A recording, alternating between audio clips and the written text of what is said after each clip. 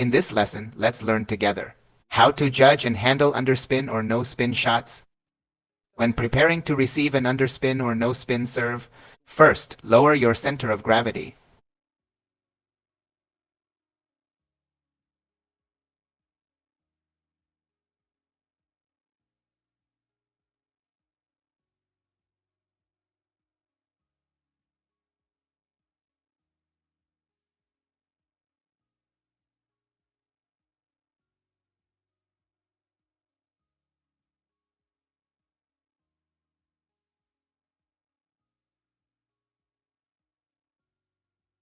With your center of gravity lowered, observe your opponent's serving motion and the contact with the ball. Typically, underspin shots are faster after bouncing, and the ball feels heavier. No-spin shots are relatively slower after bouncing, and the ball feels lighter. Next, based on my personal insights, I'll share a few ways to handle them.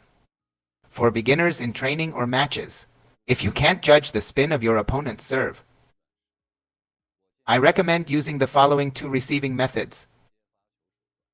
First, regardless of whether the serve is underspin or no spin, treat it as an underspin shot, and use a push shot to counter it.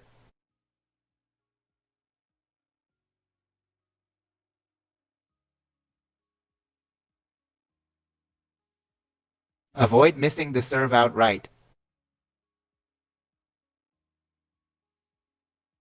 When pushing, avoid hitting the ball directly.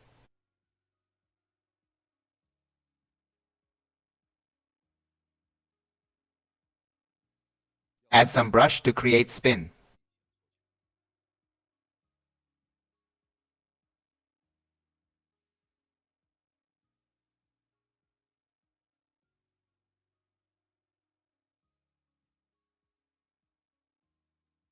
Second, if you can't judge whether the serve is underspin or no spin, wait for the ball to drop and then push it.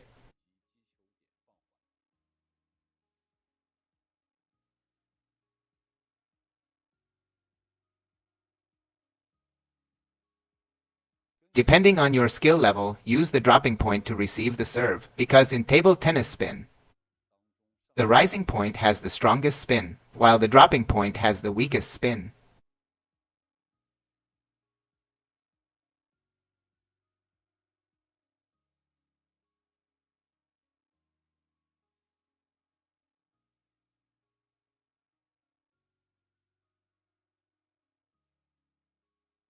In matches, based on your level, the simpler your receiving method, the better.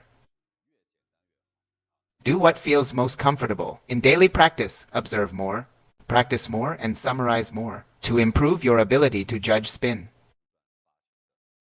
Let's start with underspin shots. How to handle strong underspin shots. First, let's talk about the forehand. Hold your paddle normally like this. Don't pull it back too far. And don't hook it.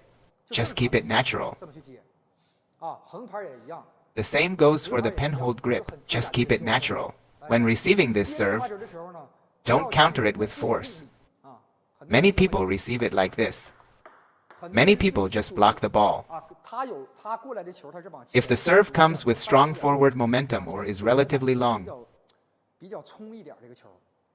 you shouldn't add more forward or downward force. For example, if the opponent's serve has about 50% power, we should use only 30% power. You need to feel like you're absorbing the ball's energy, not countering it with force. How do you absorb energy? Keep your hands slightly relaxed. Adjust your paddle angle based on the ball's spin. Your paddle angle must adapt to the opponent's spin. If the serve is very spinny, your paddle should be slightly flatter or more vertical. Depending on the spin, this must be adjusted based on the specific serve your opponent makes. Don't just counter it. For example, a strong underspin serve, don't counter it like this. Never counter it like this. You'll just pop it up. especially with push shots. You need to hold back some power. Your hand should feel like this, like you're gently placing the ball. Use this feeling to receive it. Hold back some power. Understand? For strong underspin serves, hold back your power when receiving. Got it? Let me demonstrate a few more times. Let me receive a few more. This is a strong underspin. You must learn when to apply power, when to use your own force, when to create spin, and when to borrow the ball's energy. You must judge based on the shot your opponent delivers. What about relatively no spin shots? Then I can make my paddle angle more vertical. Look at the paddle angle. The paddle angle is clearly different. One is like this, the other is like this, right? If I receive it this way, I can actively use some force.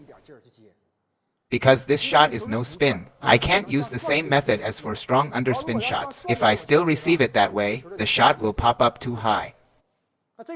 I'll need to actively adjust the spin and trajectory to keep it low. Let me demonstrate the difference. The first shot is strong underspin. Watch my paddle angle and how I apply force. This is strong underspin. See? Even when I cradle the ball like this, it still clips the net. That means his serve has very heavy spin. This is the feeling. But no spin shots are different. Watch. See how I actively add power with my hand? I'm creating spin here. These are two completely different feelings. Now look at your issue. You know it's strong underspin, but you're still pushing the ball forward and downward. Here's something crucial to understand. When the ball is very spinny, I often remind my teammates, why are you still pushing downward? Can I do this instead? The table has a net. We need to make sure the ball clears it. If the ball is this spinny, and you use this paddle angle, it'll definitely go into the net. Flatten it a bit, lift slightly, and the ball will go over. Yes, lift it more. No need to force it, just a gentle touch. Just cradle the ball lightly, and use your touch to keep it short. Good shot. The first mistake you made earlier. That method works for no spin shots. But you saw this was spinny. Now you can push it back. But it still goes long. Gradually, you'll refine your touch and feel. This touch comes with practice. Over time, you'll control placement and keep it short. Even adjusting the number of bounces, this takes practice. For no spin shots, you can make your paddle more vertical, even more upright. The less spin the ball has, the more you need to create spin yourself. Understand? The less spin the ball has, the more you can add spin when pushing. And the better you can control the trajectory. If you receive it like you did with the spinny shot just holding it, the ball will pop up too high. This is no spin. No spin. No spin contacted earlier.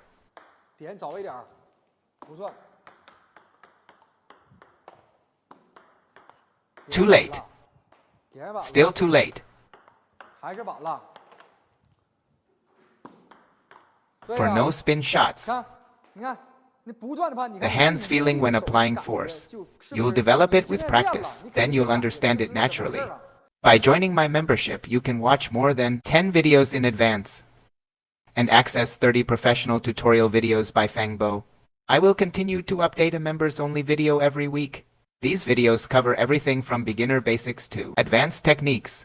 Because it's possible for him to push it to your forehand area, ensuring you'll find the skills you need. The cost ranges from $1 to $3, depending on your region. Thank you all for your support.